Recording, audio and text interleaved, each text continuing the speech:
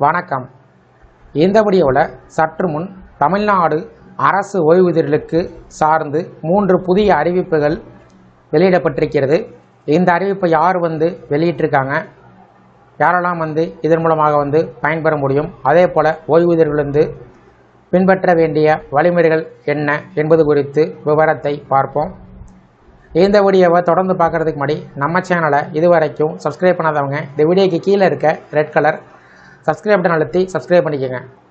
தமிழ்நாடு அரசு ஓய்வூதியர்கள், முன்னாள் படை வீரர்கள் மற்றும் அவர்களுடைய குடும்பத்தினருக்கு முக்கியமான 3 அறிவிப்புகள் வெளியிடப்பட்டிருக்கிறது.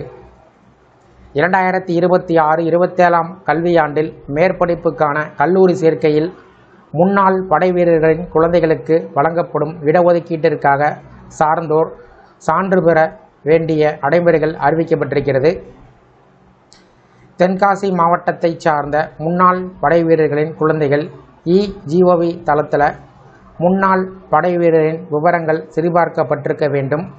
அதன் பிறகு படை வீரர்கள் சான்று, அடையாளச் சான்று, ஆதார் அட்டை, மதிப்பெண் பட்டியல் மற்றும் ஜாதி சான்று உள்ளிட்ட ஆவணங்களுடன் திருநெல்வேலி மாவட்ட முன்னாள் படை வீரர் நல அலுவலகத்தை அணுக வேண்டுமென்று மாவட்ட ஆட்சித்தலைவர் கமல் கிஷோர் தெரிவித்துள்ளார். அதேபோல் நாகப்பட்டினம் மாவட்டத்திலும் 2026-27 கல்வியாண்டுக்கான சார்ந்தோர் சான்று வழங்கும் பணிகள் தொடங்கப்பட்டிருக்கிறது.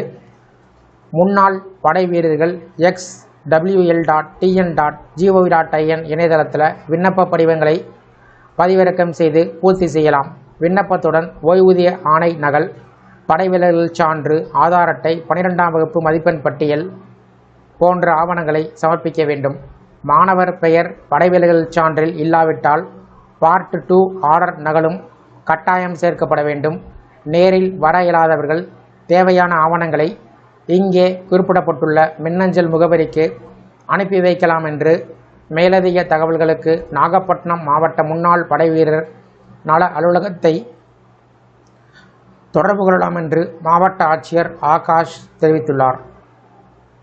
அதேபோல் நாகப்பட்டினம் மாவட்டத்தில் ஓய்வூதியர்கள் குறைதீர்ப்பு கூட்டம் 12/6/2026 அன்று காலை 10:30 மணிக்கு மாவட்ட ஆட்சியர் அலுவலக முதன்மை கூட்டரங்கத்தில் நடைபெற இருக்கிறது. இதில் மாநில அரசினுடைய பல்வேறு துறையில் பணிபுரிந்து ஓய்வு பெற்றோர், இன்னும் ஓய்வூதிய பலன்கள் கிடைக்காதவர்கள் தங்களுடைய மனுக்களை அனுப்பி வைக்கலாம். மனுவில் பெயர், பதவி, ஓய்வு பெற்ற அலுவலகம், ஓய்வு பெற்ற தேதி, ஓய்வூதிய குறை விவரம், நிலுவையில் உள்ள அலுவலகம், ஓய்வூதிய எண் மற்றும் தொலைபேசி எண் போன்ற தகவல்கள் தெளிவாக குறிப்பிடப்பட வேண்டும்.